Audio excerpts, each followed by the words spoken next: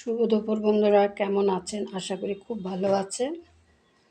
আমি আজকে আমার দুপুরের মেনুটা আপনাদের সাথে শেয়ার করব। আপনারা আমার পরিবার, মনে হয় কিছু বানালে আপনাদের সাথে শেয়ার করি।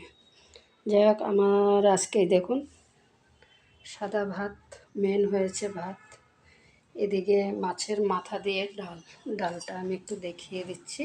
এটা কিন্তু আমার ছেলের একদম ভীষণ একটু ঘনই ডালটা বানিয়েছি। দেখুন, মাছের মাথা দিয়ে মুগ ডাল, এদিকে চিকেন, আর এদিকে হয়েছে কাতলা মাছ। তাহলে আমার আজকে দুপুরের মেনুটা কেমন হলো কমেন্ট করবেন। এখন বাজে প্রায় 2টো।